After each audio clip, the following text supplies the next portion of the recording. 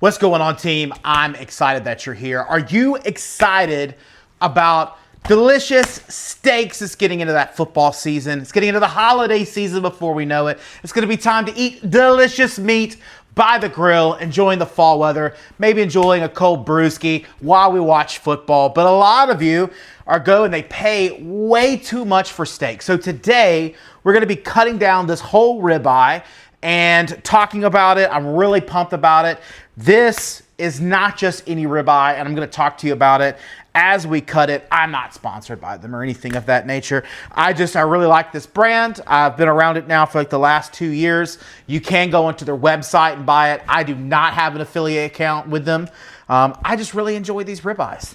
So let's talk about it. So I'm going to break into it. So this ribeye is from Braveheart. And so I come into Braveheart through my work. I had the opportunity to sell this product, get to learn it a little better. So things I have with me, just so I'm a little bit more upfront than I was in my last video. So I've got 2 bowls over here off to the side for my trash, a couple meat scraps, and of course a plate to put my perfect steaks in. I got a nice sharp knife. I do like a little bit longer knife. This one I can kind of trim it out and do what I need to do. If you're looking for a great chef's knife, I've got descriptions down below for some great chef's knives that I actually use and I love.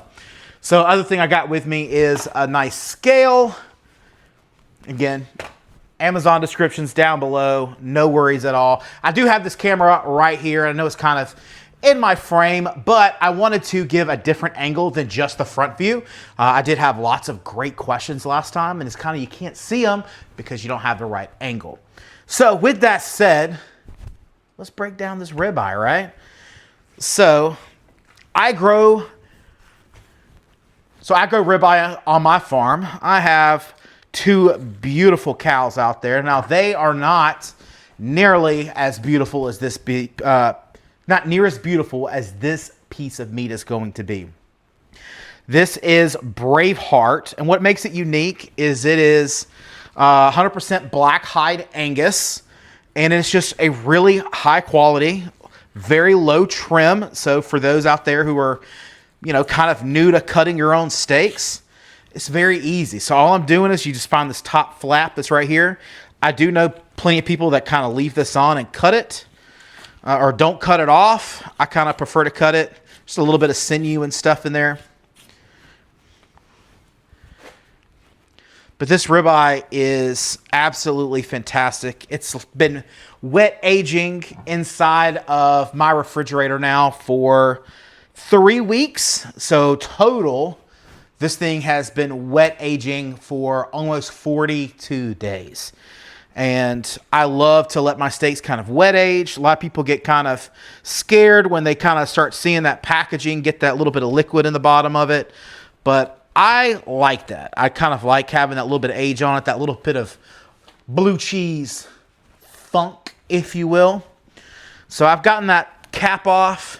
I do like to go ahead and take my first bit off right here, off of this tail.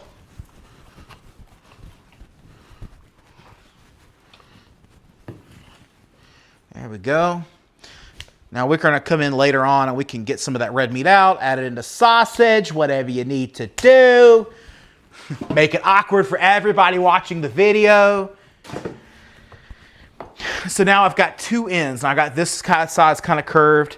This side's just a little bit more flat. So I'm going to kind of start on this side and make it easy. I know I'm going to lose on this end just because of its curvature and its shape. So why don't we start on the flattest end possible? And then any of these extra bits that you see, go ahead and kind of snag them off. All right. Get my scale out. I'm going to try shooting for, thinking 12s or 16s. Looking at my belly, I can hear it grumbling. We're going for 16s. All right, if we get some 12s, we'll set them aside. So we'll have them for the kids. No big deal. So again, kind of line it up.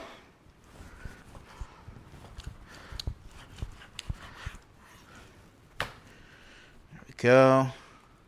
Nice, good cut. I think that one's going to be a little under 16. Yeah. No biggie. No biggie. All right, so we're going to cut this one a little bit thicker. When you cut a little thicker, you can always kind of trim down to what you want. Beautiful, beautiful, beautiful.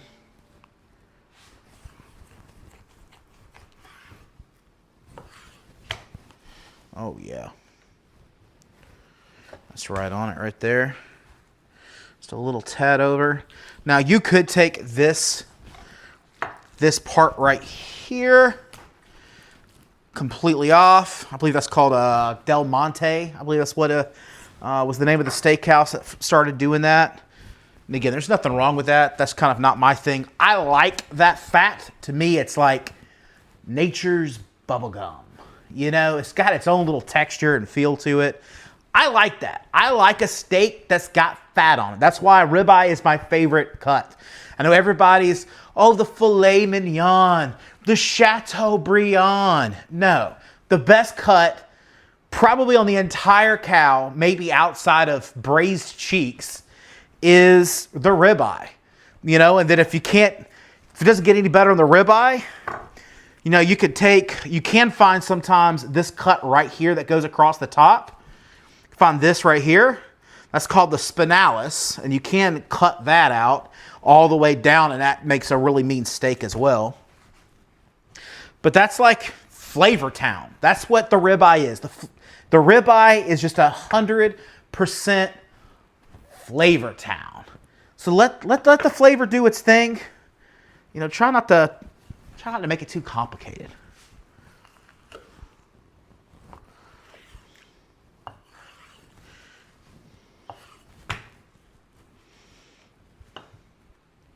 Ooh, that one's a big boy.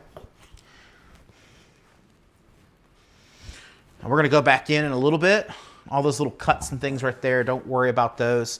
We're going to make some meatballs. Going to make some delicious meatballs.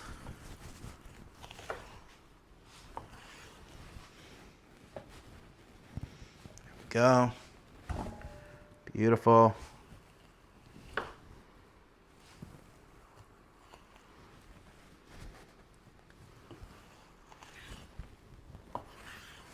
Go. In a perfect world, you want to make good long strokes at it. You don't want to be hacking in it. I know I probably did on the first one. I think that was like the only biggest criticism of my last one. My last time I cut a ribeye on the show. Like, you're hacking at it, chef. You're hacking at it. Buy your own ribeye. Show me how it's done. Nice ribeye across.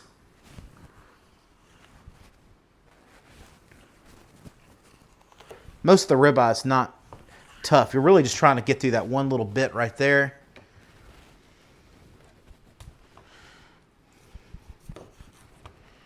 There we go. Got a little bit of some unwanted up there at the top. Man, these steaks look beautiful. And sometimes you get that little bit of rib bit that's right there. You see that? I'm kind of feeling it as my hands come across. I didn't see it on any of the others, so it's just a little bit of a nub. Kind of pull that out because that's going to be super tough. Most of this fat, like you see like this fat right here, all that fat's going to cook off inside of the skillet because we're going to sear these off. I like mine nice, beautifully seared.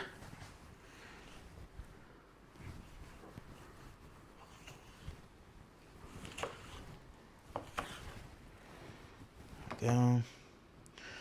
Until it's been a minute since I've cut because I'm cooking them slightly over.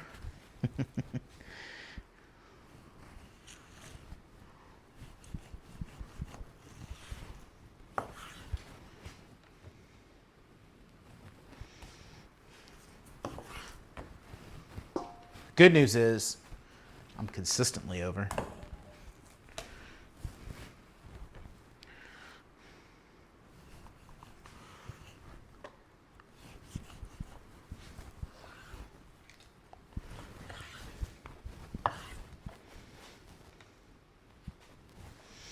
That one is uneven because we're kind of starting to get down into that uneven piece. So I'm going to kind of just trim that just a little bit. There we go.